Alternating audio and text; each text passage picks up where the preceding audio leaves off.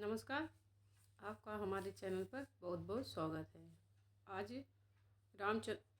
रीतिकाल के प्रश्नों को देखते हैं जो प्रीवियस ईयर हिंदी की सभी परीक्षाओं में आए हुए हैं।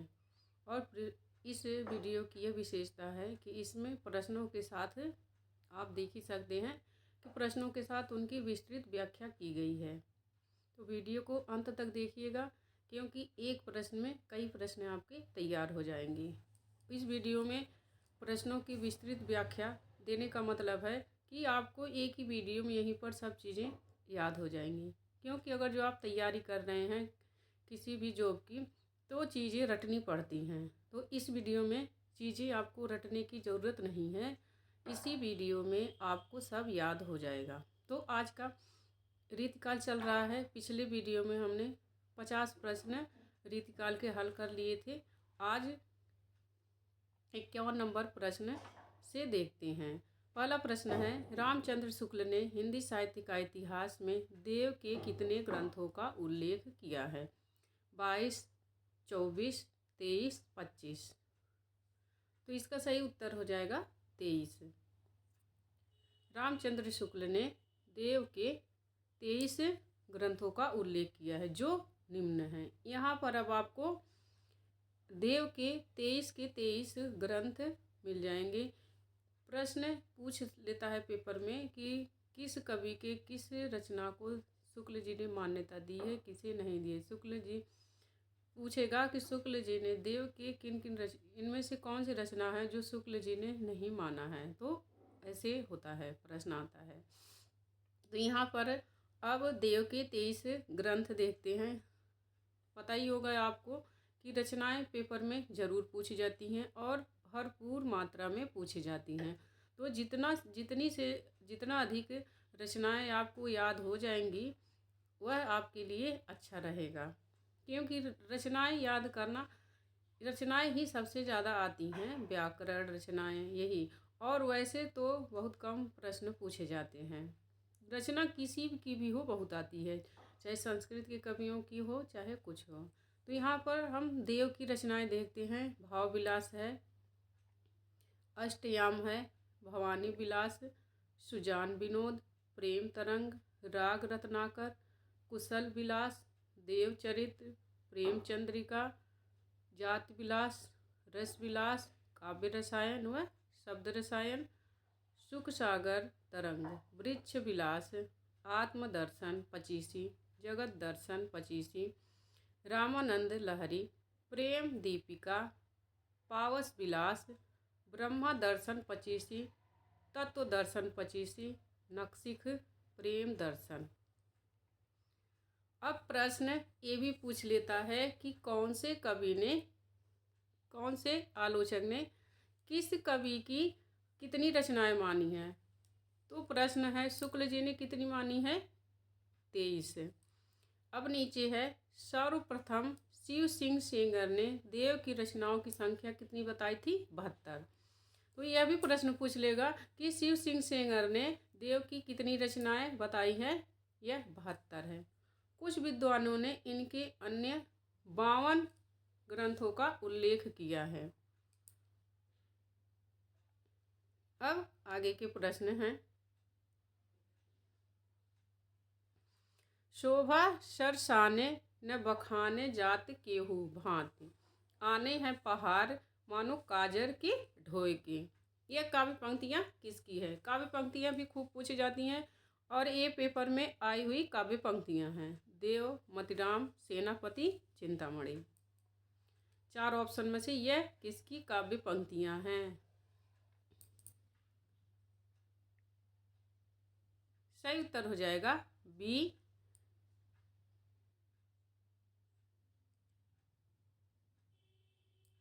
नहीं है। यह सेनापति की काव्य पंक्तियाँ हैं। इधर इसमें जो है ऊपर नीचे हो गया है ऑप्शन, तो बी है, यह सेनापति की काव्य पंक्तियाँ हैं। प्रस्तुत काव्य पंक्तियाँ सेनापति के ऋतु वर्णन से ली गई हैं। शोभा सरसाने न बखाने जात केहू भांति, आने हैं पहाड़ मानो काजर के ढोए के। यह काव्य पंक्तियाँ सेनापति की हैं और ऋतु वर्णन से ली गई हैं। अब हम सेनापति के बारे में कुछ जानते हैं।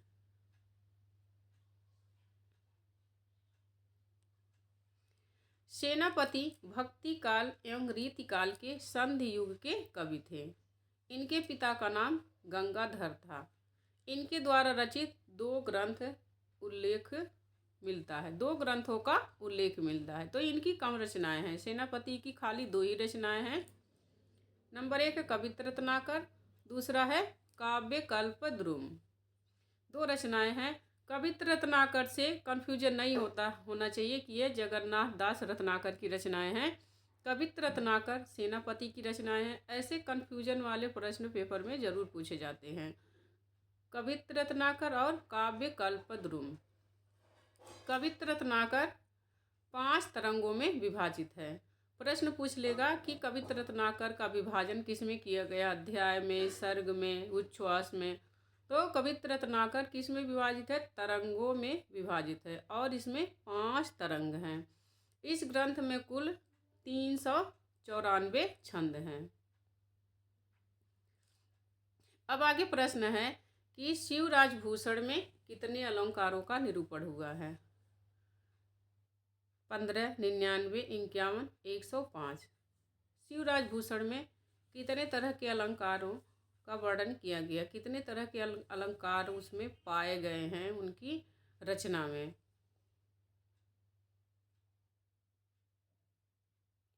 सही उत्तर हो जाएगा 105।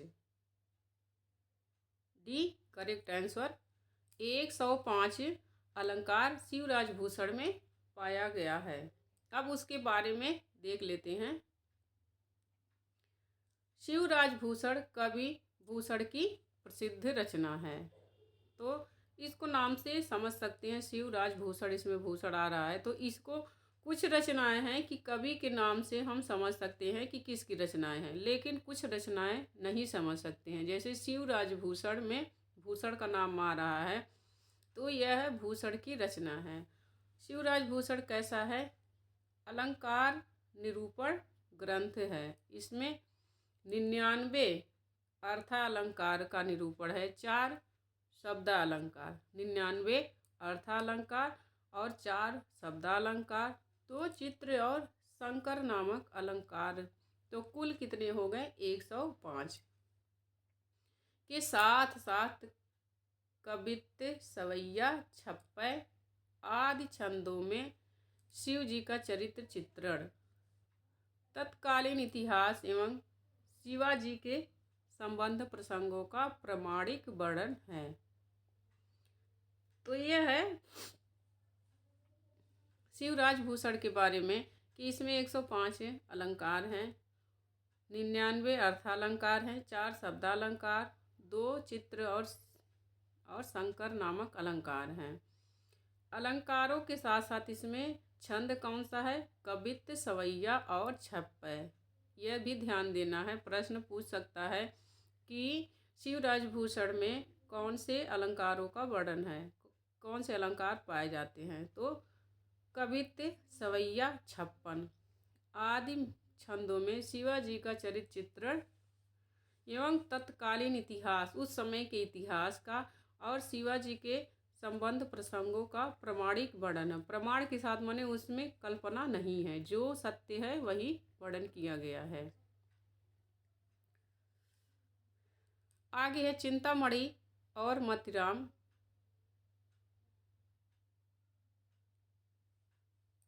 भूषण के भाई थे।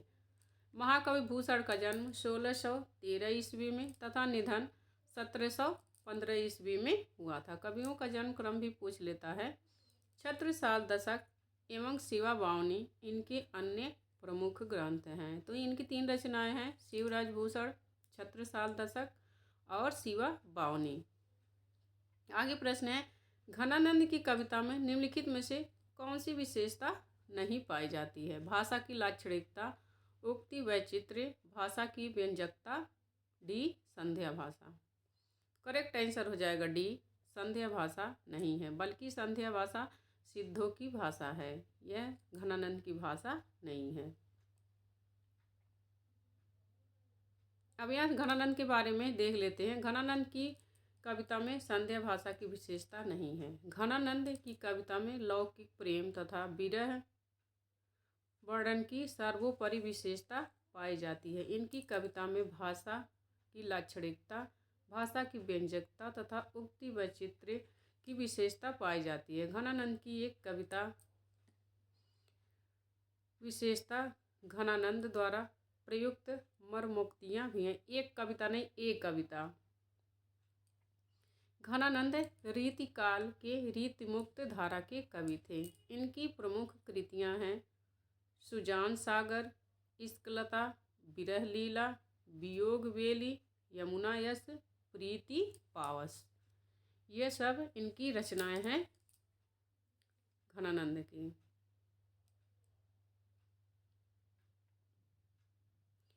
अब यहाँ पूछ रहा है कि घनानंद की कविता से संबंधित तथ्य कौन से हैं। घनानंद ने वियोग व्यथा की सैकड़ों अंतर्दशाओं के मार्मिक चित्र खींचे हैं। दूसरा है, घनानंद ने सिर्फ कवित्व सवैयों की रचना की है। तीसरा है, घनानंद के यहाँ प्रेम का विषय सांसारिक प्राणी भी हो सकता है और परमेश्वर भी।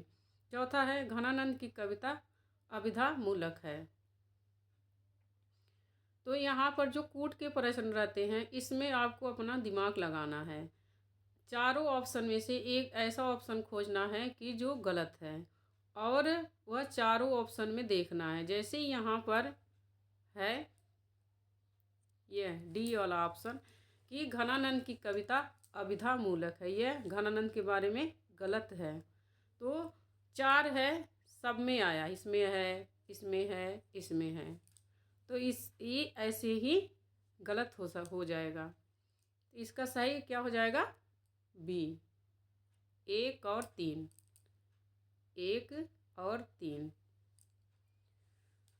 इनके वियोग में सैकड़ों अंतर्दशाओं के मार्मिक चित्र खींचे गए हैं। और तीसरा, घनानंद के यहाँ प्रेम का विषय सांसारिक प्राणी भी हो सकता है और परमेश्वर भी। इसमें दूसरा और चौथा गलत है कि सिर्फ कवित्व सवैयों की रचना की, इसमें सिर्फ दे दिया है इससे। और डी गलत है कि अब इनका काव्य कैसा है, अभिधा मूलक है, यह सही नहीं है घनानंद के बारे में। यही नीचे भी दिया गया है। तो पर वारो उर्वशी सुन राधिके सुजान, तू मोहन के उर्वशी है उर्वशी समान। इस दोहे में सखी राधा से क्या कह रही है? ये है, राधा के रूप की तारीफ कर नायक से प्रेम करने के लिए उत्कंठित करती है। बी, नायक की बेवफाई के कारण उससे दूर रहने की सलाह देती है। सी, नायक की धृष्टता के कारण मान करने को कहती है। डी, राधा के रूप की तारीफ करके उसका मान छुड़ाती है। मान माने गुस्सा। यही डी करेक्ट आंसर है इसका। D correct answer. राधा के रूप की तारीफ करके उसका मान छुड़ाती है। और एक बात और भी ध्यान रखना है, यह किसकी काव्य पंक्तियां हैं? यह बिहारी की काव्य पंक्तियां हैं, बिहारी सतसई की हैं और बिहारी की काव्य पंक्तियां हैं। आगे प्रश्न है, भाषा भूषण का विवेच्य है छंद, अलंकार, रस, ध्वनि। सही उत्तर हो जाएगा, भाषा भूषण का अलंकार विवेच्य है, अलंकार। B correct answer. भाषा भूषण के लेखक जसवंत सिंह हैं। मोस्ट इम्पोर्टेंट है भाषा भूषण, इसमें भी भूषण आया है, तो यह किसकी रचना है? जसवंत सिंह की है। भाषा भूषण के लेखक जसवंत सिंह हैं। इस ग्रंथ के दोहों में अलंकारों का निरूपण है। अब ये भी पता चल जाता है कि भाषा भूषण में क्या है, किस में वर्णित है, ये कौन सा छंद है? तो दोहा है। और जसवंत सिंह हिंदी साहित्य के प्रधान आचार्य या शिक्षक के रूप में प्रसिद्ध हैं। इनकी प्रमुख रचनाएं हैं प्रबोध चंद्रोदय, अपरोक्ष सिद्धांत, अनुभव प्रकाश, सिद्धांत सार। इतना भाषा भूषण की रचनाएं हैं। प्रबोध चंद्रोदय, अपरोक्ष सिद्धांत, अनुभव प्रकाश, सिद्धांत सार। निम्नलिखित में से कौन वीर रस का कवि नहीं है? शिवमंगल सिंह सुमन, रामधारी सिंह दिनकर, भूषण, पद्माकर। सही उत्तर हो जाएगा डी, पद्माकर वीर रस के कवि नहीं हैं। डी करेक्ट आंसर, पद्माकर वीर रस के कवि नहीं हैं। रीतिकाल के रीतिबद्ध शाखा के श्रृंगारी कवि हैं। यह भी प्रश्न पूछ लेता कि कौन सा कवि किस शाखा का है, तो पद्माकर रीतिबद्ध शाखा के श्रृंगारी कवि हैं। पद्माकर ने भट्ट ने होली, फाग आदि त्योहारों का वर्णन पूरी तल्लीनता के साथ किया। इनकी प्रसिद्ध पंक्तियां हैं, भीर अभीरन में गाही गोविंद गई भीतर गोरी, ऐसे करके है पूरा है। लला फिर खेलन आइयो होरी।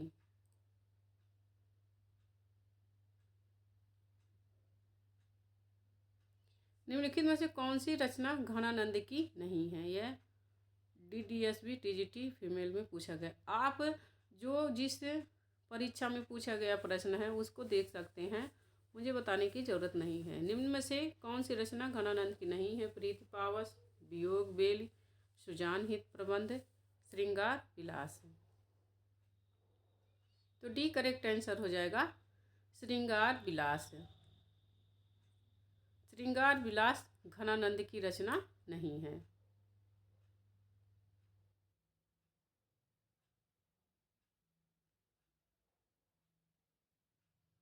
अब यहाँ घनानंद के बारे में हम कुछ देखते हैं। इनकी अन्य रचनाएं रीस, पीयूनिधि, कृष्ण और हाँ एक बात और, श्रृंगार विलास घनानंद की नहीं बल्कि रीतिबद्ध धारा के कवि सोमनाथ की रचना है। अब सोमनाथ की अन्य रचनाएं हैं रस पीयूष निधि, कृष्ण लीलावती, सुजान विलास, माधव विनोद। यह सोमनाथ की रचनाएं हैं, रस पीयूष निधि, कृष्ण लीलावती, सुजान विलास, माधव विनोद। आगे घनानंद रीति मुक्त धारा के प्रमुख कवि हैं। आचार्य शुक्ल ने घनानंद के विषय में लिखा है, इनकी सी विशुद्ध सरस और शक्तिशाली ब्रज भाषा लिखने में कोई कवि समर्थ नहीं हुआ है। विशुद्धता के साथ प्रौढ़ता और माधुर्य भी अपूर्व है। यह शुक्ल जी ने घनानंद के बारे में लिखा है कि इनकी सी विशुद्ध सरस और शक्तिशाली ब्रज भाषा लिखने में कोई कवि समर्थ नहीं हुआ है। इनकी प्रमुख रचनाएं हैं सुजान सार, इश्कलता, विरह लीला, वियोग बेली, यमुना यश, रस केली वल्ली। इनकी प्रमुख रचनाएं हैं। बार बार रचना देने का मेरा बस यही उद्देश्य है कि उस कवि की रचनाएं कई बार आप सुनेंगे तो आपको इसी वीडियो में सब याद हो जाएगा। बाकी आप हमें कमेंट करके बताइए जो भी मेरा वीडियो देखेंगे कि आपको रचनाएं कवियों की कई बार इसमें आई हैं तो क्या आपको अच्छी लगी या नहीं अच्छी लगी, कमेंट ज़रूर करके बताना।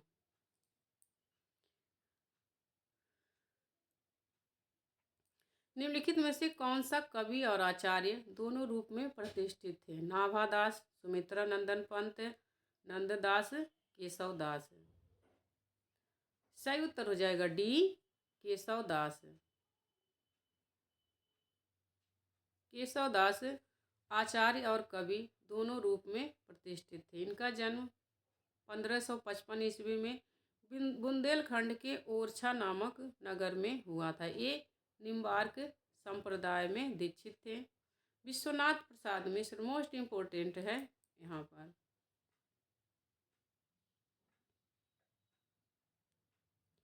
विश्वनाथ प्रसाद मिश्र, डॉक्टर नगेंद्र और गणपति चंद्रगुप्त ने केशवदास को रीति काव्य का प्रवर्तक मानते हैं। आपको पता ही होगा कि प्रश्न ऐसे जरूर पूछे जाते हैं। तो डॉक्टर नगेंद्र, विश्वनाथ, गणपति चंद्रगुप्त यह तीनों रीति काव्य का प्रवर्तक केशवदास को मानते हैं, जबकि शुक्ल जी ने चिंतामणि त्रिपाठी को रीति काव्य का प्रवर्तक माना है।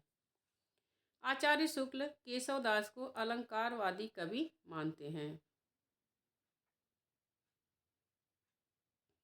आगे प्रश्न है, आचार्य शुक्ल ने साक्षात रसमूर्ति किस कवि को कहा है? घनानंद, मीरा, पद्माकर, रहीम।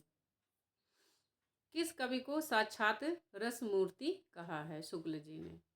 इसका करेक्ट आंसर हो जाएगा ए।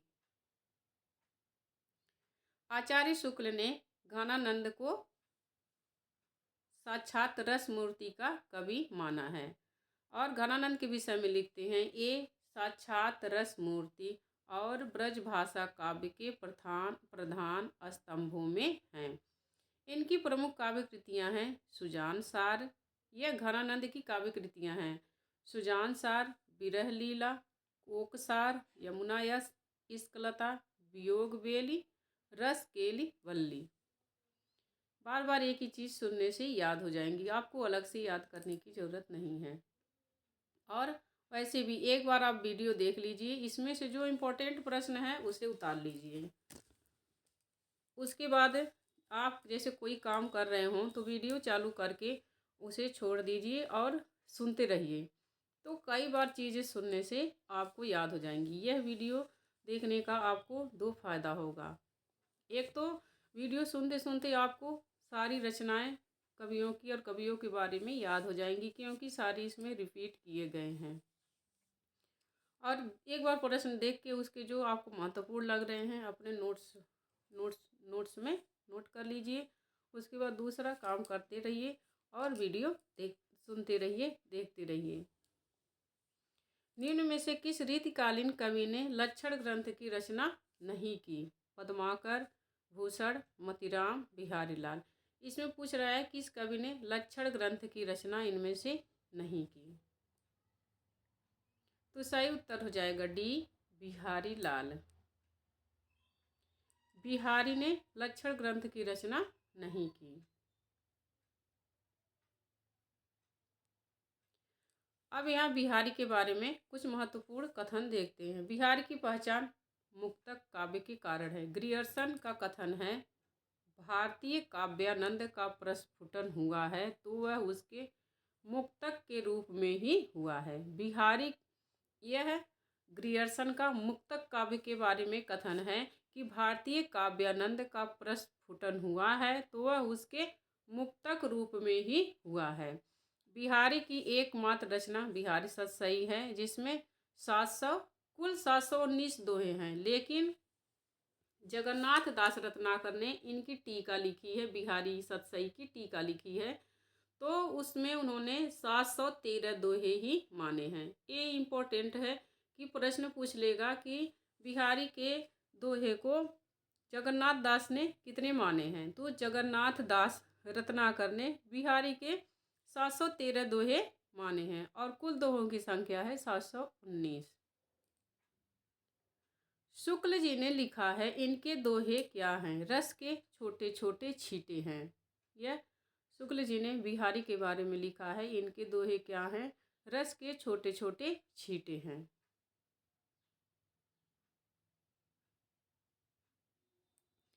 हितोपदेश का भाषानुवाद किसने किया? यहाँ किसने रहेगा? हितोपदेश का भाषानुवाद किसने किया? पद्माकर, सेनापति, श्रीपति, बोधा।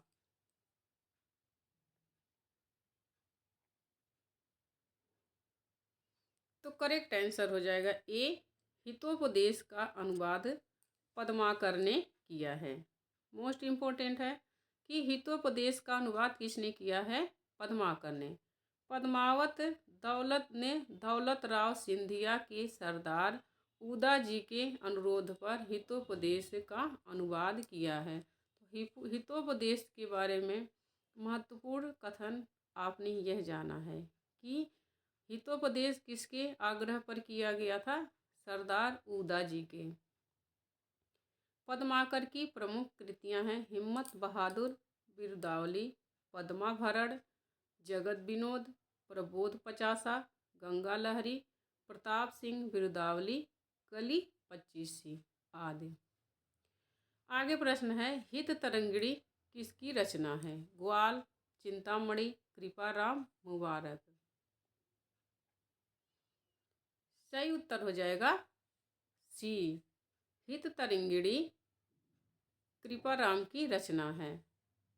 रचना काल की दृष्टि से कृपाराम रीति काव्य परंपरा के प्रथम कवि हैं। अगर जो रचना काल की दृष्टि से देखा जाए, कुछ विद्वान इन्हें भी सर्वप्रथम कवि मानते हैं। तो रचना काल की दृष्टि से देखें तो रीति काव्य परंपरा के प्रथम कवि कृपाराम हैं। हित तरंगिणी 1541 ईस्वी में रचित हिंदी सतसई परंपरा का प्रथम ग्रंथ है। तो मोस्ट इम्पोर्टेंट है, हित तरंगिणी सतसई परंपरा का प्रथम ग्रंथ है। चिंतामणि त्रिपाठी को शुक्ल जी ने रीतिकाल का प्रवर्तक माना है। लेकिन अगर जो रचना काल की दृष्टि से देखते हैं तो कृपाराम। प्रश्न ऐसे अगर जो पूछ ले कि रचना काल की दृष्टि से रीति काव्य परंपरा का प्रथम कवि कौन है, तो अगर जो चिंतामणि भी दिए रहेंगे तब भी कृपाराम ही माने जाएंगे। चिंतामणि की रचनाएं यहाँ पर दी हैं। रस विलास, कविकुल, कल्पतरु, काव्य प्रकाश, कवित्व विचार चिंतामणि की प्रमुख रचनाएं हैं। कवि ग्वाल ने यमुना लहरी, दूषण दर्पण, कुब्जाष्टक, रसरंग आदि कृतियों की रचना की। मुबारक द्वारा रचित प्रमुख काव्य कृतियां हैं तिलक शतक, अलक शतक। यह मुबारक की रचनाएं हैं। ग्वाल की हैं यमुना लहरी, दूषण दर्पण, कुब्जाष्टक, रसरंग। आगे प्रश्न है, चिंतामणि की भाषा कौन सी है? राजस्थानी, संस्कृत, ब्रज, अवधी। तो सही उत्तर हो जाएगा सी। चिंतामणि की भाषा कैसी है? ब्रज भाषा है। अक्सर रीतिकाल के सारे कवि को नहीं कह सकते हैं, लेकिन अधिकतर कवियों की भाषा यही थी, ब्रज भाषा ही थी। इनकी काव्य भाषा विशुद्ध ब्रज भाषा है। आचार्य शुक्ल चिंतामणि त्रिपाठी को रीति काव्य का प्रवर्तक मानते हैं। रस विलास, श्रृंगार मंजरी, काव्य प्रकाश आदि इनकी प्रमुख रचनाएं हैं। रीतिकाल के कवियों में मतिराम, चिंतामणि, भूषण, देव, पद्माकर इतने कवियों की तो पूरी रचनाएं याद होनी चाहिए। रीतिबद्ध धारा के कवियों की केशवदास, ये सब मोस्ट इम्पोर्टेंट हैं रीतिकाल के। घनानंद, मृत्युमुक्त में घनानंद, आलम, बोधा, ठाकुर, ये सब मोस्ट इम्पोर्टेंट है। तो इन सब की रचनाएं आपको हर हाल में याद होनी चाहिए। घनानंद तो मोस्ट इम्पोर्टेंट हैं। उनसे रीति मुक्त धारा से अगर जो पूछेगा तो घनानंद और आलम बोधा से पूछता है। रामचंद्रिका की रचना किसने की? ये देखो, आप देख सकते हैं कितने पेपरों में, कितने में आया हुआ है यह। सेनापति मोहनलाल मिश्र, सुंदर केशव। इसका डी करेक्ट आंसर हो जाएगा केशव दास। चिंतामणि की रचना किसने की है? केशव दास ने की है। और रामचंद्रिका की रचना किसने की है? केशवदास ने की है। केशवदास की प्रबंध कृति है। रामचंद्रिका कैसी है? प्रबंध कृति है। केशवदास का जन्म 1555 ईस्वी में हुआ था। ये निम्बार्क संप्रदाय में दीक्षित थे। रामस्वरूप चतुर्वेदी ने लिखा है रामचंद्रिका छंदों का अजायब घर है। किसने लिखा है? रामस्वरूप चतुर्वेदी ने। वहीं आचार्य शुक्ल ने केशवदास को कठिन काव्य का प्रेत कहते हैं और रामचंद्रिका के आधार पर ही केशवदास को कठिन काव्य का प्रेत कहते हैं। प्रश्न ऐसे भी पूछ सकता है कि छंदों का अजायब घर और केशवदास को कठिन काव्य का प्रेत उनकी किस रचना को आधार मानकर कहा गया है? तो रामचंद्रिका। चिंतामणि किस काल के कवि थे? भक्ति काल तो है। चिंतामणि किस काल के थे? रीति काल के कवि थे।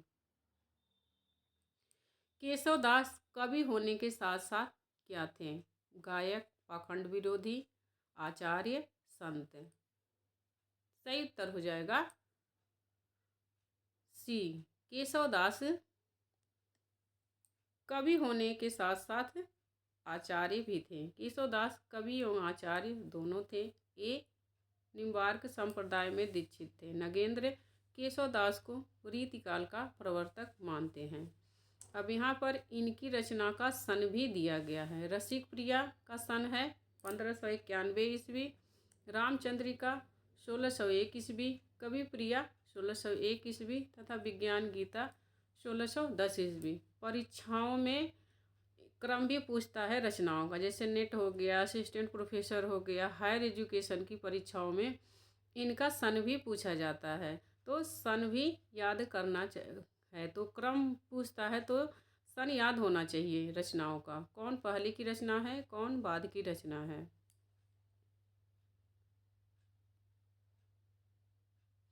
केशवदास ने एक आध्यात्मिक ग्रंथ लिखा, उसका नाम क्या था? विज्ञान गीता, रामचंद्रिका, रसिक प्रिया, कवि प्रिया। यहाँ गीता रहेगा, विज्ञान गीता।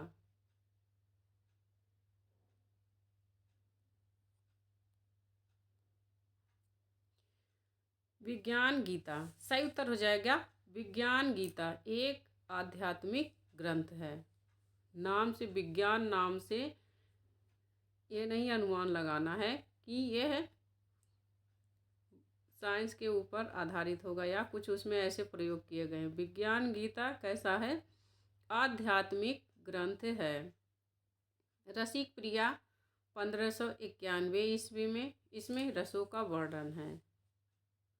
यह कृष्ण मिश्र के संस्कृत नाटक प्रबोध चंद्रोदय का उद्बोध है। रसिक प्रिया पर किसका प्रभाव है?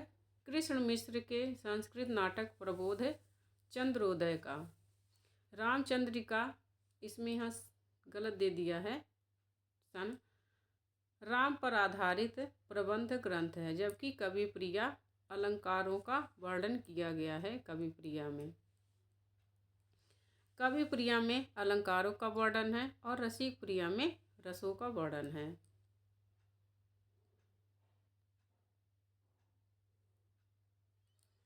भाव विलास किसकी रचना है? बिहारी, देव, पद्माकर, घनानंद।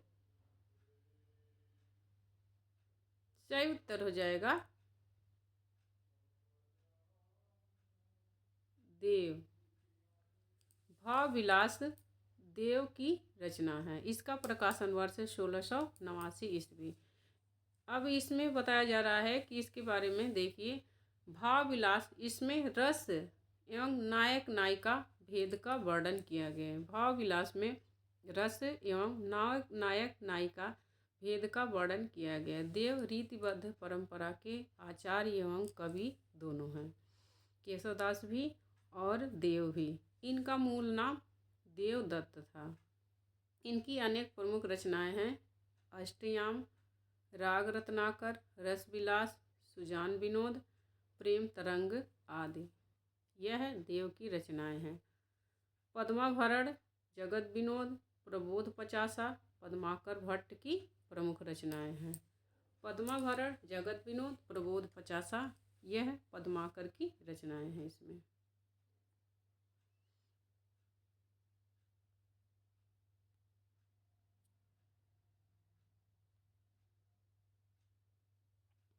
अब और यहाँ पर घनानंद की भी रचनाएं दी हैं। सुजान सागर, इश्कलता, विरह लीला, वियोग बेली। बिहारी की रचना, बिहारी सतसई है। यह किस कवि की पंक्ति, किस कवि की प्रशस्ति में कही गई है? यह पंक्तियाँ जो है किस कवि की प्रशस्ति, मतलब उनके सम्मान में, उनकी बड़ाई के लिए कही गई हैं। चाह के रंग में भिज्जो हिये, बिछुरे मिल प्रीतम शांति न मानै। यह किस कवि की प्रशस्ति, किस कवि के बारे में प्रशस्ति वचन है? चाह के रंग में भिज्जो हिये, बिछुरे मिले प्रीतम शांति न मानै। देव, घनानंद, आलम, पद्माकर।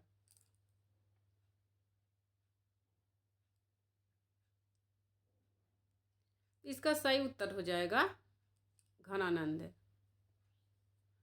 इसमें ऊपर नीचे हो गया है क्रम, तो आप मानो कि घनानंद। ऑप्शन से मतलब नहीं है कि सी सही है कि बी सही है, ऑप्शन है घनानंद। यह घनानंद के बारे में कहा गया है। चाह के रंग में भिजियो हिये, बिछुरे मिल प्रीतम शांति न माने। यह घनानंद के बारे में कहा गया है। अब हम इसकी प्रश्न की व्याख्या देखेंगे। यह घनानंद के बारे में कहा गया है। भाषा प्रवीण सुछंद सदा रहे, सो घन जू के कवित्व बखाना। इसमें इसका पूरा किया गया है कि चाह के रंग में भिजो हिये, बिछुरे मिल प्रीतम शांति न मानय। भाषा प्रवीण सुछंद सदा रहे, सो घन जू के कवित्व बखानो।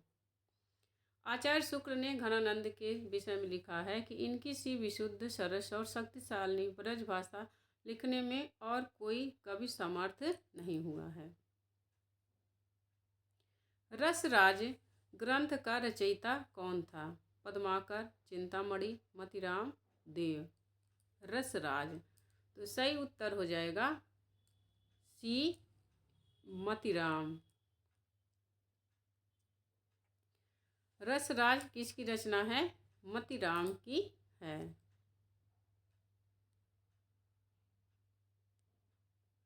इनकी अन्य प्रमुख ग्रंथ हैं साहित्यसार, ललित ललाम, अलंकार, पंचाशिका तथा वृत्त कौमुदी। आचार्य शुक्ल ने लिखा है, मतिराम की रस स्निग्ध और प्रसादपूर्ण भाव रीति का अनुसरण करने वाले बहुत ही कम मिलते हैं। तो मतिराम के बारे में शुक्ल जी का कथन मोस्ट इम्पोर्टेंट है। मतिराम किसी रस स्निग्ध और प्रसादपूर्ण भाव रीति का अनुसरण करने वालों में बहुत ही कम मिलती है, कि जैसा इसमें इनके में है। भूषण के काव्य की भाषा क्या थी?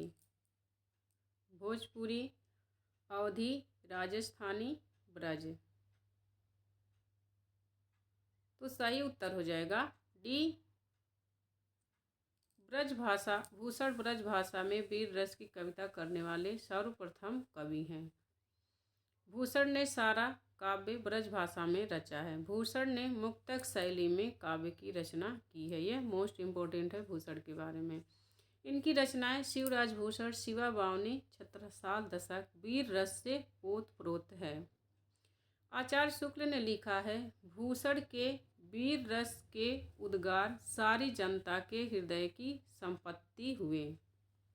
यह शुक्ल जी का भूषण के बारे में है कि भूषण के वीर रस के उद्गार सारी जनता के हृदय की संपत्ति हुए। शिवाजी और छत्रसाल की वीरता के वर्णनों को कोई कवियों की झूठी खुशामद नहीं कह सकता है।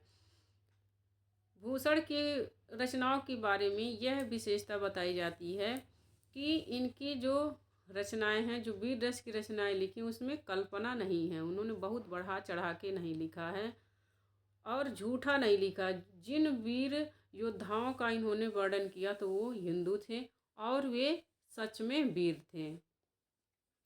पद्माकर का सर्वश्रेष्ठ ग्रंथ किसे माना जाता है? प्रबोध पचासा, गीतावली, भूमिजा, नल दमयंती।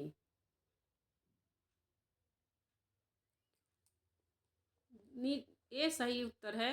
दिए गए विकल्पों में रचनाओं में केवल प्रबोध पचासा ही रत्नाकर की रचना है।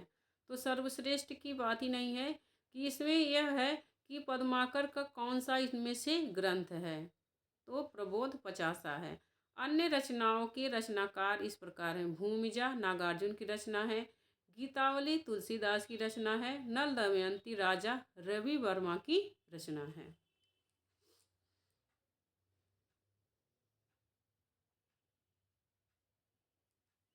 आचार्य शुक्ल का भक्ति काल सगुण धारा फुटकल रचनाएं शीर्षक से अंतर्गत परिगणित किस कवि के लिए कहा है?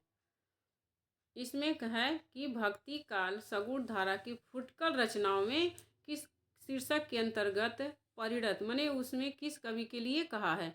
फुटकल रचनाओं में, भक्ति काल की फुटकल रचनाओं में किस कवि के बारे में वर्णन करते हुए आचार्य शुक्ल जी कहते हैं कि इनको कवि हृदय नहीं मिला था, उनमें वह सहृदयता और भावुकता न थी जो एक कवि में होनी चाहिए।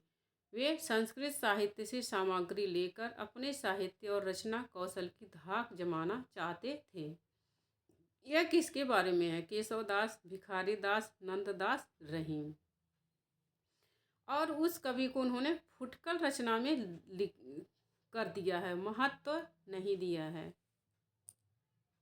सही उत्तर हो जाएगा केशवदास।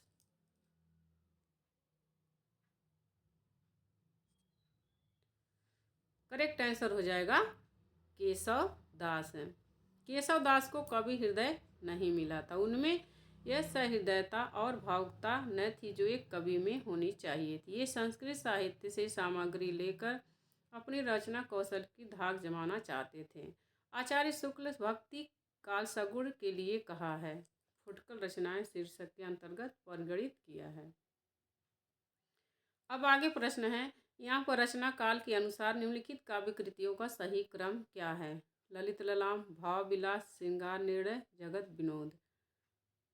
इसमें तीनों में ललित ललाम, श्रृंगार निर्णय, भाव विलास, जगत विनोद। ललित ललाम, जगत विनोद, श्रृंगार निर्णय, भाव विलास। डी, भाव विलास, ललित ललाम, श्रृंगार निर्णय, जगत विनोद। ए करेक्ट आंसर हो जाएगा इसका। ललित ललाम, भाव विलास, श्रृंगार निर्णय, जगत विनोद।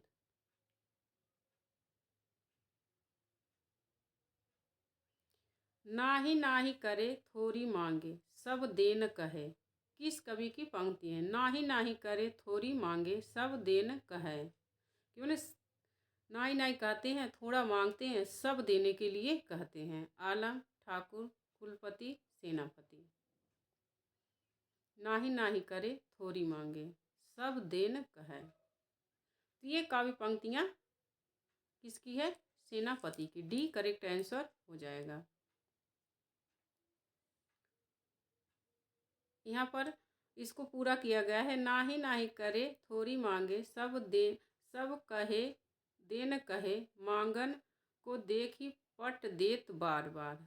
सेनापति द्वारा रचित 2 ग्रंथ हैं, कविता रत्नाकर तथा काव्य कल्प द्रुम। सुजान विनोद किसकी रचना है? देव, चिंतामणि, घनानंद, पद्माकर। सही उत्तर हो जाएगा ए, सुजान विनोद देव की रचना है। सुजान विनोद देव की रचना है। इनका मूल नाम देवदत्त था। ये देव आचार्य और कवि दोनों रूप में प्रसिद्ध हैं। देव ने अब यहाँ पर मोस्ट इम्पोर्टेंट है, देव ने कविता में अभिधा को महत्व दिया है। शब्द शक्तियों में देव ने अभिधा शब्द शक्ति को महत्व दिया है। और मोस्ट इम्पोर्टेंट ये है कि अभिधा उत्तम काव्य है, मध्य लक्षणालीन, अधम व्यंजना, रस विरस, उल्टी कहत नवीन। यह जो काव्य पंक्तियाँ हैं वह देव के किस काव्य ग्रंथ से ली गई हैं? काव्य रसायन की हैं।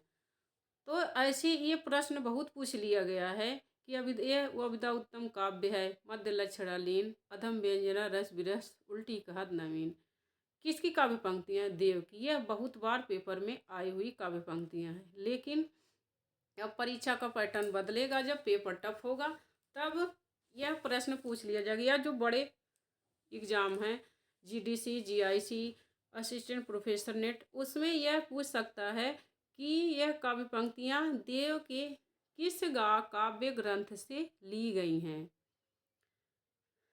तो मोस्ट इम्पोर्टेंट है, यह काव्य पंक्तियाँ कहाँ से ली गई हैं? काव्य रसायन से।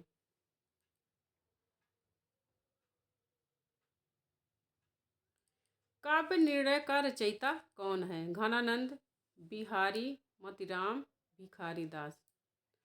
सही उत्तर हो जाएगा डी, काव्य निर्णय के रचयिता हैं भिखारीदास। यह भिखारीदास की रचना है काव्य निर्णय। और ये रीतिकाल के रीतिबद्ध धारा के कवि हैं। भिखारीदास किस शाखा के कवि हैं? रीतिबद्ध धारा के। रीतिबद्ध कवियों की रचना लक्षणों और उदाहरणों से युक्त होती है। यह रीतिबद्ध कवियों की विशेषता क्या है? कि उनकी रचनाएं लक्षणों और उदाहरणों से युक्त होती हैं। भिखारीदास की कुछ प्रमुख रचनाएं हैं: रस सारांश, काव्य निर्णय, श्रृंगार निर्णय। केशवदास किस राजा के आश्रय में रहते थे? बूंदी के राजा भाव सिंह, जय सिंह, ओरछा के राजा इंद्रजीत सिंह, शिवाजी। सही उत्तर हो जाएगा सी, ओरछा के राजा मान सिंह के भाई इंद्रजीत के आश्रय में रहते थे। इनकी प्रमुख रचनाएं हैं रसिक प्रिया, रामचंद्रिका, कवि प्रिया, विज्ञान गीता, रतन बावनी।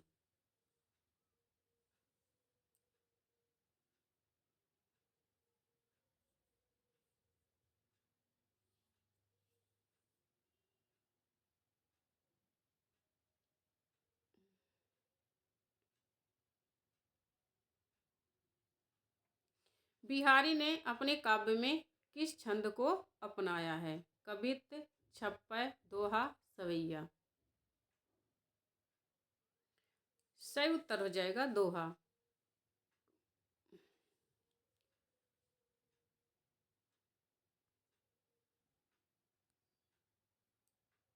बिहारी ने अपनी रचना में दोहा छंद का प्रयोग किया है।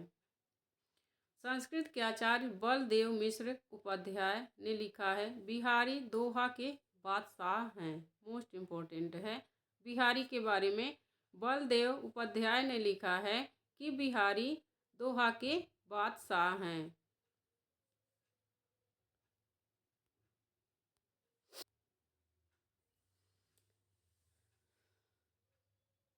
आगे प्रश्न है, इश्कनामा के रचयिता कौन है? देव, बोधा, आलम, मतीराम। सही उत्तर हो जाएगा बी, बोधा। इश्कनामा के रचयिता बोधा हैं। इनका वास्तविक नाम बुद्धिसेन था। बोधा रीतिकाल के रीतिमुक्त धारा के कवि हैं। इनकी अन्य रचनाएं विरह वारिस है। रीतिमुक्त धारा के अन्य कवि आलम, घनानंद ठाकुर तथा द्विजदेव हैं।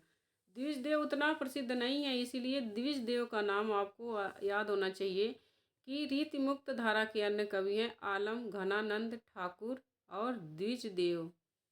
बोधा भी हैं। रसलीन का मूल नाम क्या है? सैयद मुस्तफ़ा, सईद अहमद, मोहम्मद सईद, सैयद गुलाम नबी। सही उत्तर हो जाएगा डी, रसलीन का मूल नाम सैयद गुलाम नबी है। ये रीतिकाल के रीतिबद्ध शाखा के कवि हैं। रसलीन किस शाखा के कवि हैं? रीतिबद्ध शाखा के कवि। प्रमुख रूप से इनकी दो रचनाएं हैं,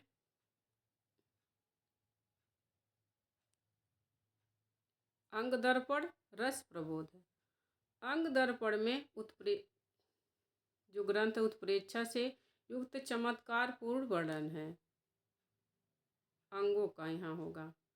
अंग दर्पण में अंगों का उपमा उत्प्रेक्षा से युक्त चमत्कारपूर्ण वर्णन है। और रस प्रबोध में रस निरूपण संबंधी ग्रंथ हैं। तो अंग दर्पण अलंकार संबंधित ग्रंथ है और रस दर्पण रस निरूपण ग्रंथ है। अंग दर्पण में उपमा और उत्प्रेक्षा का इसमें वर्णन किया गया है चमत्कारपूर्ण। हिंदी में से रीतिकालीन काव्य की प्रवृत्ति नहीं है। आचार्यत्व, इसमें पूछ रहा है कौन सी प्रवृत्ति रीतिकाल की नहीं है? आचार्यत्व प्रदर्शन, अलंकारिकता के प्रति विशेष आग्रह, नारी के आदर्श रूप का चित्रण, नक्सिक वर्णन। तो सी करेक्ट आंसर हो जाएगा। रीतिकाल के बारे में नारी के आदर्श रूप का चित्रण नहीं किया गया। रीतिकाल में नारी को सम्मान नहीं दिया गया और उसके केवल सारी बाह्य रूप का चित्रण किया गया है, आदर्श रूप नहीं। रीतिकाल के कवियों पर यह आरोप लगता है। सी करेक्ट आंसर हो जाएगा। नारी के आदर्श रूप का चित्रण रीतिकालीन काव्य की प्रवृत्ति नहीं है। रीतिकालीन काव्य में नारी के बाह्य रूप, स्थूल एवं मांसल चित्रण में कवि अधिक रमे हुए हैं, क्योंकि इस काल में स्त्री को भोग विलास की वस्तु मात्र समझा जाता था। मोस्ट इम्पोर्टेंट है रीतिकाल के बारे में कि इस काल में स्त्री को भोग विलास की वस्तु खाली समझा जाता है। आगे रीतिकालीन काव्य की प्रमुख प्रवृत्तियाँ निम्न है: आचार्यत्व प्रदर्शन, आश्रयदाताओं की प्रशंसा, अलंकारिकता के प्रति विशेष आग्रह, ब्रज भाषा की प्रधानता। आश्रयदाताओं की प्रशंसा, अलंकारिकता के प्रति विशेष आग्रह, ब्रज भाषा की प्रधानता।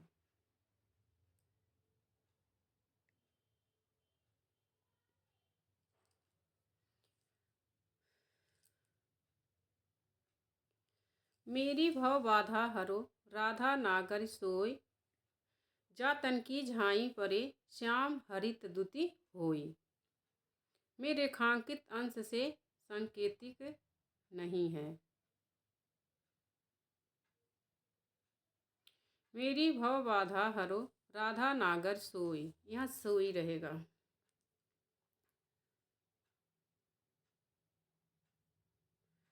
जा तन की झाई परे, श्याम हरित दुति होय में इसमें से इस दोहे का क्या अर्थ संकेत नहीं है। मन के कलुष का दूर होना, गौर वर्णीय राधा का श्याम वर्णीय होना, श्याम रंग का हरित वर्ग होना, कृष्ण की कांति कम हो जाना। इस दोहे के माध्यम से 4 ऑप्शन जो दिए गए हैं, इसमें से कौन सा ऑप्शन गलत है?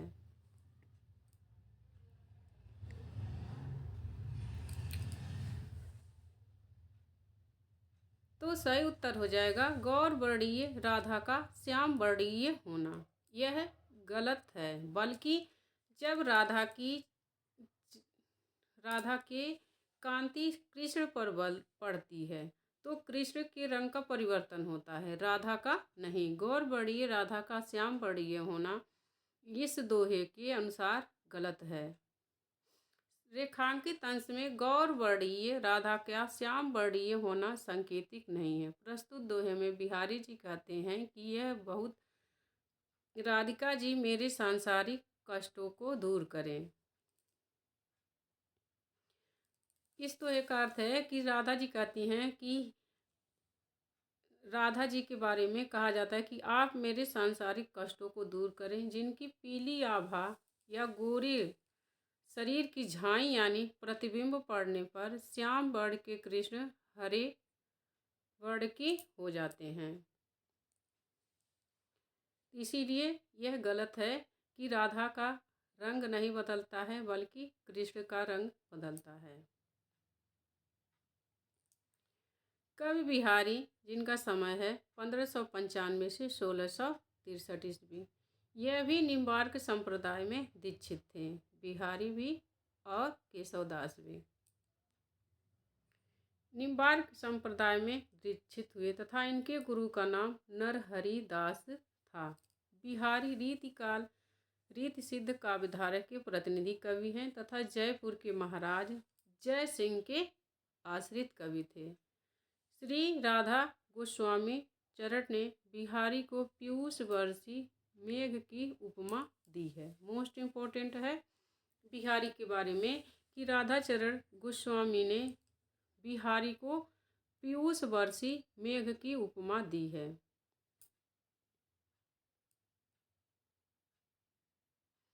सन कज्जल चख झख लगन, उपज्यो सुदिन स्नेह, क्यों न रिपति होय भोगवय, लहु सुदेश सब देहु। इस दोहे में बिहारी के किस विशिष्ट ज्ञान का परिचय प्राप्त होता है? सबसे पहले तो ये जान लीजिए दोहा किसका है? बिहारी का।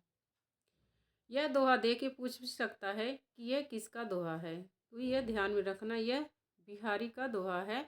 सन कज्जल चख झख लगन, उपज्यो सुदिन स्नेह, क्यों न नृपति होय भोगवे, लव सुदेश सब देह। इसमें उनके किस विशिष्ट ज्ञान का परिचय मिलता है? बिहारी के भक्ति विषयक ज्ञान, चिकित्सा विषयक ज्ञान, ज्योतिष विषयक ज्ञान, प्रकृति विषयक ज्ञान। सही उत्तर हो जाएगा सी, ज्योतिष विषयक ज्ञान का परिचय मिलता है। शेष विकल्प गलत हैं। इस प्रस्तुत दोहे में नायिका सखी नायिका से कह रही है कि शनि ग्रह के नेत्र रूपी मीन राशि में स्थित होने से शुभ मुहूर्त में जो स्नेह रूपी शिशु उत्पन्न हुआ है वह राजा होकर संपूर्ण शरीर रूपी सुंदर प्रदेश को क्यों नहीं भोगेगा। इस दोहे में सखी अपनी वाक चातुरी द्वारा नायिका के हृदय में नायक के प्रति प्रेम उत्पन्न करने का प्रयास कर रही है। तो इसमें ज्योतिष ज्ञान का पता चलता है कि वह ज्योतिष में क्या होता है, भविष्य देखा जाता है, ग्रह नक्षत्र देखे जाते हैं। तो इससे यह पता चलता है कि बिहारी को ज्योतिष का भी ज्ञान था। कि सखी कहती कि वह जो है बहुत महान होगा, कीर्तिमान राजा होगा बच्चे के बारे में। तो वह नायिका को नायक के प्रति प्रेम के प्रति आकर्षित कर रही है। आगे है, बिहारी को रामचंद्र शुक्ल ने रसवादी तथा डॉक्टर नगेंद्र ने ध्वनिवादी कवि माना है।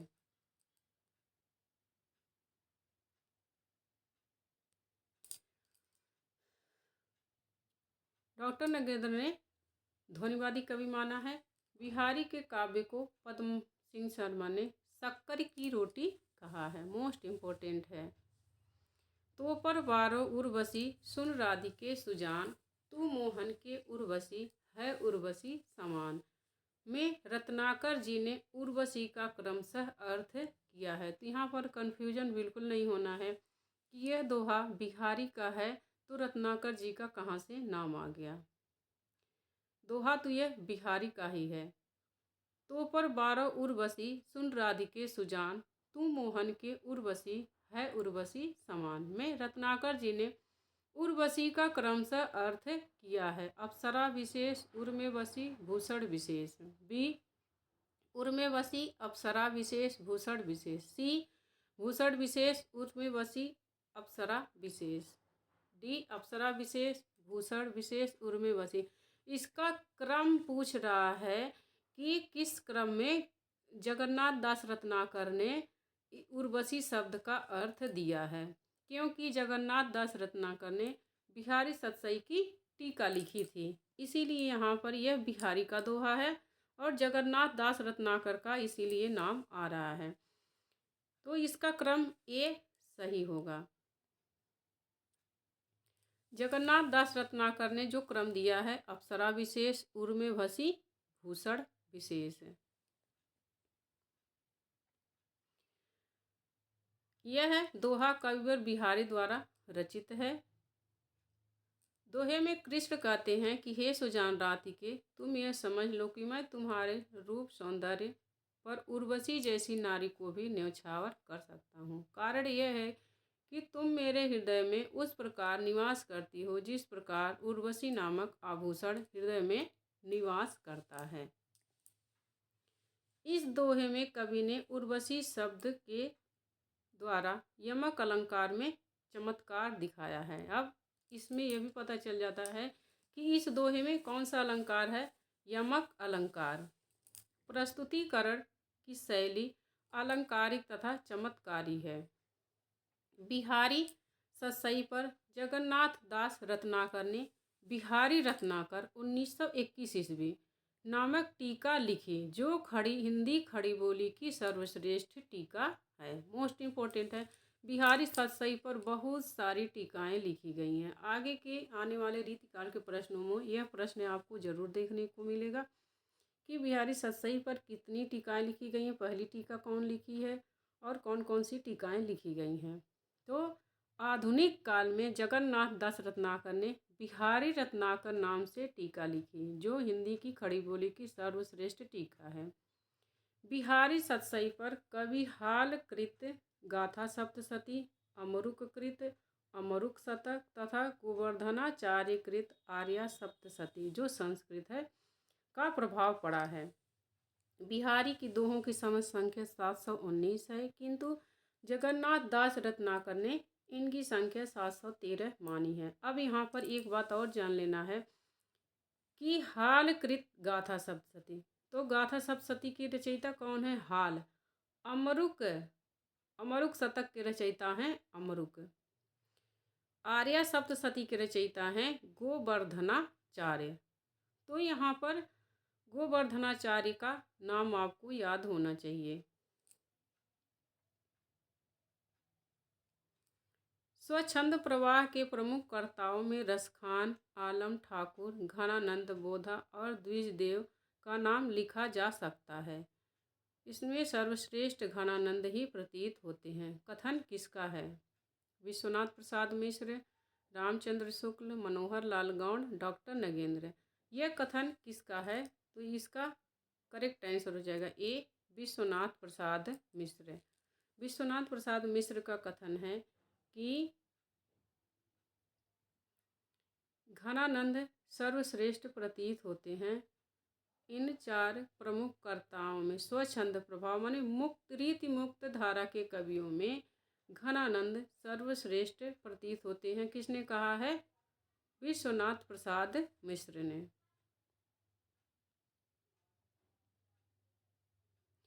रीतिकाल के कौन से प्रसिद्ध कवि भारतेंदु के पिता थे? गिरधर कविराय, बेनी प्रवीण, गोपाल चंद, गिरधर दास, केशव। तो यहाँ पर यह भी पता चल जाता है कि गोपाल चंद गिरधर दास रीतिकाल के कवि थे और भारतेंदु हरिश्चंद्र के पिता थे।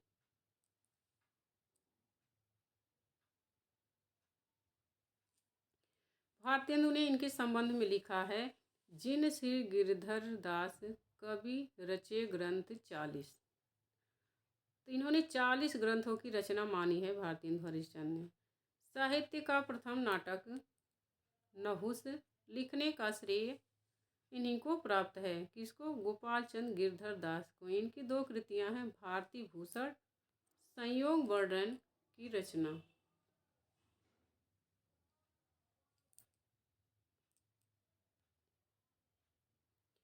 कवित्त रत्नाकर कितने अध्याय में है? 9, 7, 5, 6।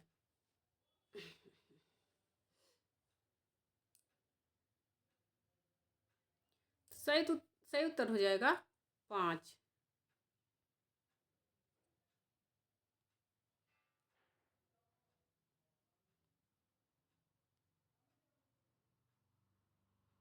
कवित्त रत्नाकर सेनापति का है और इसमें कितने अध्याय हैं? 5। अध्याय नहीं है, तरंग है, जिसमें तरंगों की संख्या दी गई है।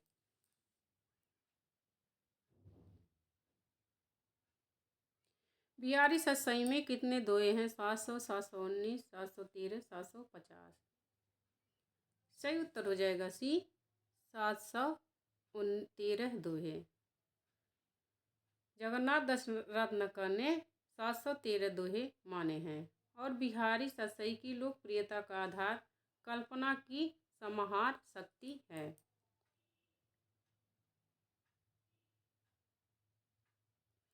आचार्य शुक्ल ने लिखा है, जिस कवि में कल्पना की समाहार शक्ति के साथ साथ भाषा की समाहार शक्ति जितनी अधिक होगी उतनी ही वह मुक्तक रचना में सफल होगी। कल्पना के साथ साथ भाषा की समाहार शक्ति भी होनी चाहिए। बिहारी सतसई के बारे में यह दोहा प्रसिद्ध है कि सतसैया के दो हरे ज्यों नावक के तीर, देखन में छोटे लगे बेधत सकल शरीर।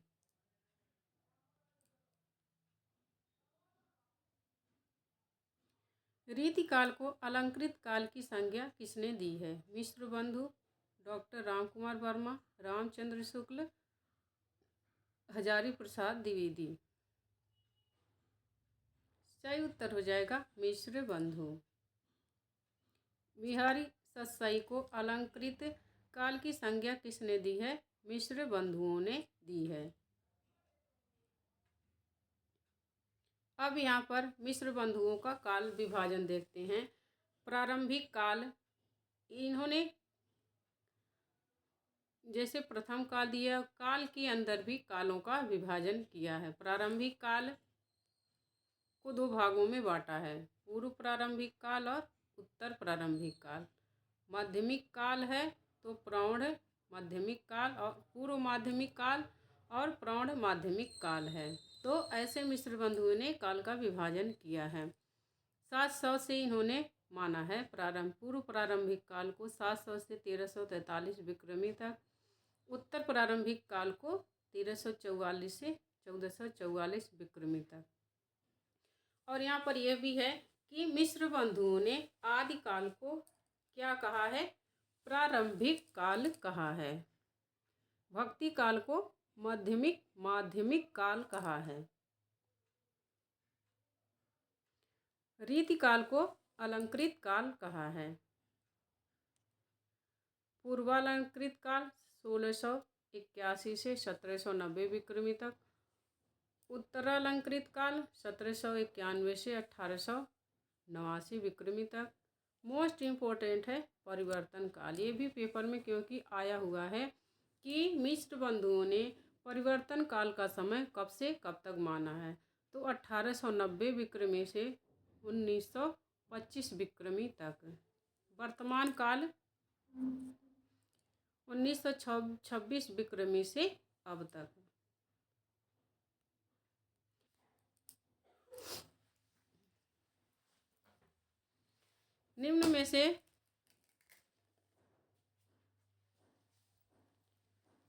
निम्नलिखित में से फूल मंजरी कृति की रचना किसने की है? गजानंद, शिवानंद, हरिहर स्वामी, मतीराम। तो सही उत्तर हो जाएगा डी, मतीराम। फूल मंजरी की रचना किसने की है?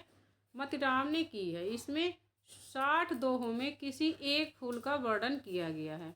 रस सिद्ध कवियों और आचार्यों में इनका प्रमुख स्थान है। ये चिंतामणि के सगे भाई हैं। मतीराम। शुक्ल ने रीति, यहाँ मोस्ट इम्पोर्टेंट कथन है कि शुक्ल जी का इनके बारे में क्या कथन है। रीति काल के प्रतिनिधि कवियों में पद्माकर को छोड़कर और किसी कवि में मतीराम की सी चलती भाषा और सरल व्यंजना नहीं मिलती है। मतीराम के बारे में यह शुक्ल जी का कथन है कि पद्माकर के अलावा मतीराम जैसी भाषा किसकी है? पद्माकर की है। पद्माकर के अलावा मतीराम जैसी भाषा किसी की नहीं है। आचार्य हजारी प्रसाद द्विवेदी ने कहा इन्हें, मतीराम को गृहस्थी का कवि कहा है। मोस्ट इम्पोर्टेंट है कि हजारी प्रसाद द्विवेदी ने क्या कहा है? गृहस्थी का कवि। मतीराम ने जहांगीर के आदेश पर गुल ए अफसा या फूल मंजरी लिखा है। इनकी रचनाएं फूल मंजरी, ललित ललाम, अलंकार। ललित ललाम कैसा है? अलंकार ग्रंथ है। मेरी भव बाधा हरो, राधा नागर सोय, जा तन की झाई परे, श्याम हरित दुति होय। यह किसकी रचना है? बिहारी रहीम कबीर रस खान। यह बिहारी की रचना है। ये हिंदी के प्रधान आचार्यों में माने जाते हैं। इनका भाषा भूषण अलंकार बहुत ही प्रचलित पाठ्य ग्रंथ रहा है। शुक्ल जी ने उपयुक्त बात किस रीतिकालीन कवि के विषय में कही है? देव, मतीराम, जसवंत सिंह, पद्माकर। तो सही उत्तर हो जाएगा सी, महाराजा जसवंत सिंह के विषय में कही है।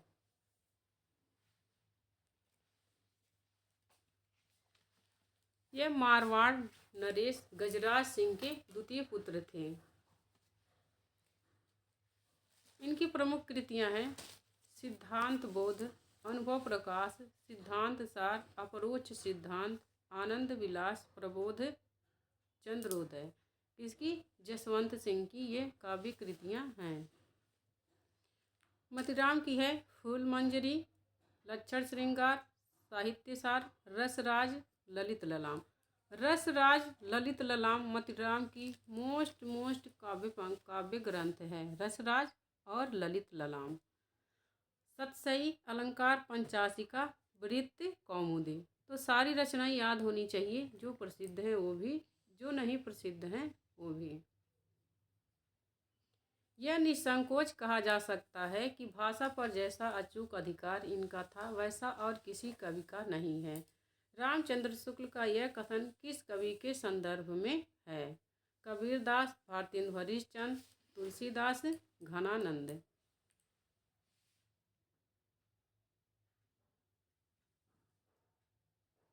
तो इसमें करेक्ट आंसर हो जाएगा डी, घनानंद।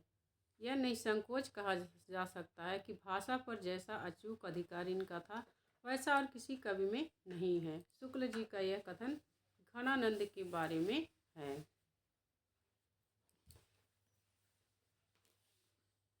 यहीं पर हमारा यह प्रश्न की सीरीज ख़त्म होती है। अब आगे के प्रश्न आगे के वीडियो में देखेंगे।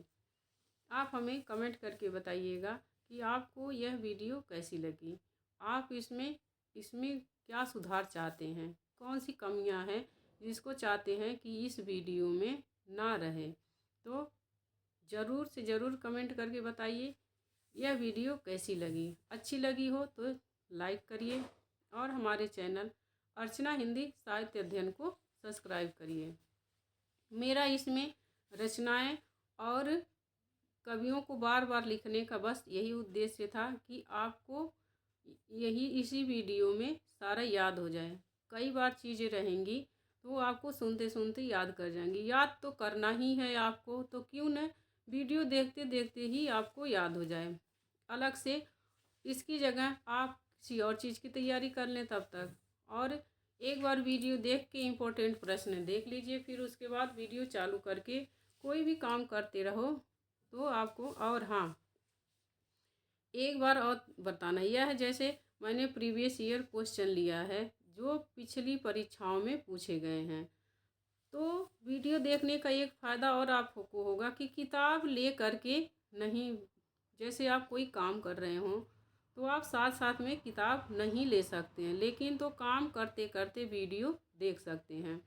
काम कर रहे हैं तो किताब से पढ़ाई नहीं हो सकती है, लेकिन तो वीडियो चालू करके देखते रहिए और काम करते रहिए। इससे आपके दो फायदे हो जाएंगे, काम भी हो जाएगा और आपकी तैयारी भी अच्छी हो जाएगी। क्योंकि बार बार एक ही कवि की मैंने रचनाएं ली हैं तो वो आप बार बार सुनेंगे तो आपको याद हो जाएंगी। बाकी आप कमेंट करके बताना कि इसमें क्या आपको कमी लगी।